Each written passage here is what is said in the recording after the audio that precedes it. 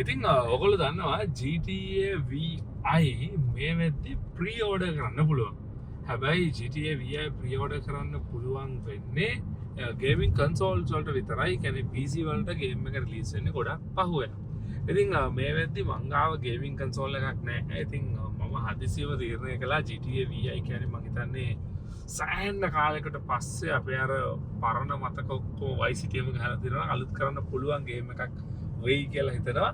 ඉතින් ඒකින් තමයි හදිසියව තීරණය කළා ගේමින් කන්සෝල් එකක් ගන්න ඕනේ කියලා. PS5 එකක් මම දැන් අද දවස පුරා කෝල් කරලා බැලුවා. සෙනසුරාදාද මගේ ලෙක්චර්ස් අනම්මනම් අතරමැද හැමතැනටම කෝල් කරලා බැලුවට පස්සේ මට අන්තිමේදී හම්බ වුණා 1i එකේ 1i නේද? ඔව් කොහොම හරි Apple ඒෂියාලගේ 1i එකේ තියෙනවා ගේමින් කන්සෝල් එකක්. PS5 එකක් තිබ්බා. තව තැන්වල තිබ්බා. මට ඒගොල්ලෝ තමයි ෆෙයා ප්‍රයිස් එකක් දුන්නේ. ඉතින් ඒකින්ද මම තීරණය කළා මං කිව්වා මම දැන් රත්නපුරේ ඉන්නේ කහවත්තේ ඉන්නේ. මම එන්න රෑ 8 විතර වෙයි. කමක් නැද්ද ඔයගොල්ලන්ට තියලා තියන්න පුළුවන්ද? ෂොප් එක ඕපන් කරන් ඉන්න පුළුවන්ද කියලා. හා කියලා කිව්වා. ඉතින් මම දැන් යන්නේ මේ මගේ PS5 එක පර්චේස් කරන්න. ඉතින් මම තනියෙන් යන්නේ නැද්ද? ඒ නිර්මාණකව තනියෙන් යන්න එපා රෑ වෙලා ආයෙ එන්නත් වෙනවනේ කියලා. එයත් නැග වාහනේට. අපි යන් මගේ PS5 එක ගන්න.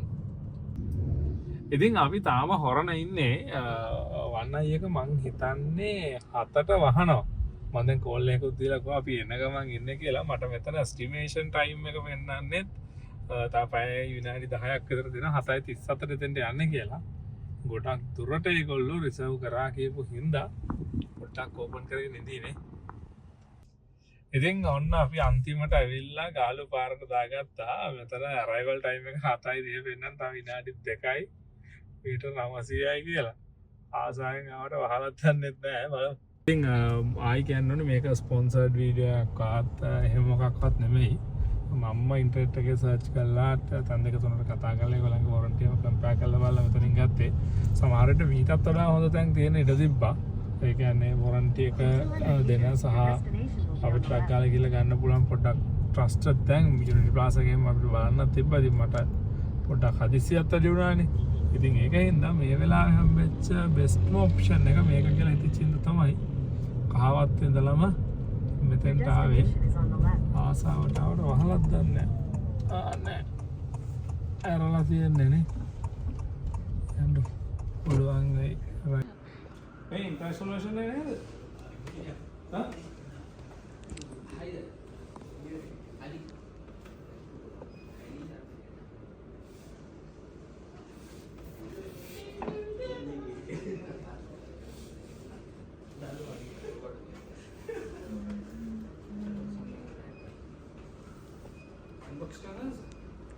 International make a Middle East and Europe ocean.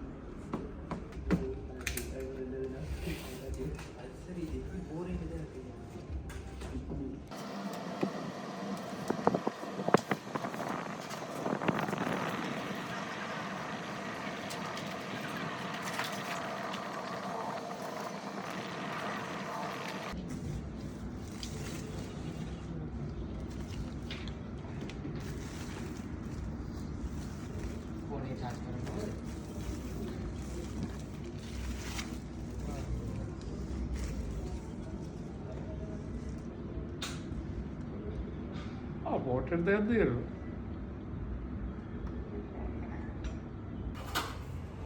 So mage call කරනවා හිතේ.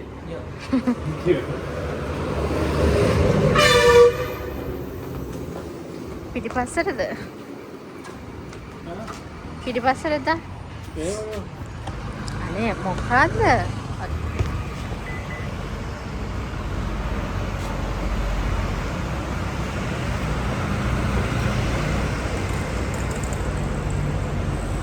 ඔයා පිටිපස්සෙන් නගින්න මේක ඉස්සරහින් තියාගන්න ඕන.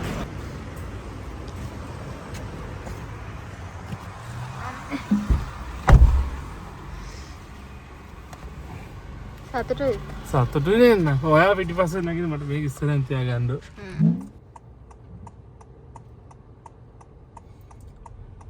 ඉතින් ඊයේ PlayStation එකක් ගෙන්න ගිහිල්ලා ඔන්න අද ගෙදරට ආවා. වෙලාව 12:14යි. හදිසියෙ ගියේ මොකද්ද PlayStation එක ඔන්න අරන් ආවා.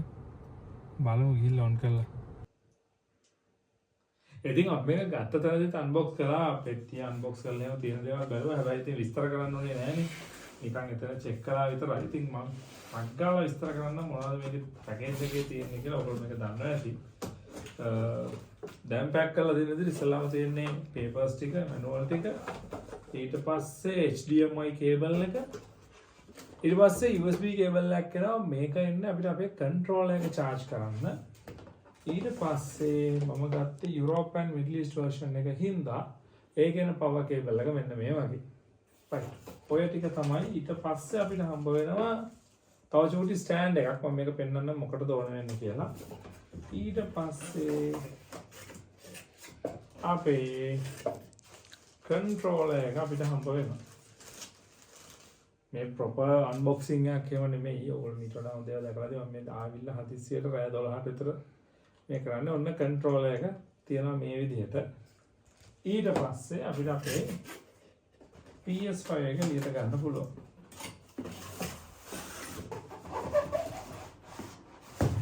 මෙන්න මෙහෙම.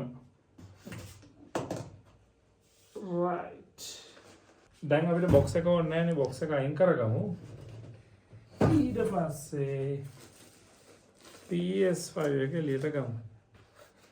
මම ආයෙත් කියනවා මේ ප්‍රොපර් අන්බොක්සිං එකක් එහෙම නෙමෙයි. මේ මේසෙමත් කුණු කැවිලා තියෙන්නේ. මට තියෙන හදිස්සියට මම මේ ටික එළියට ගන්න.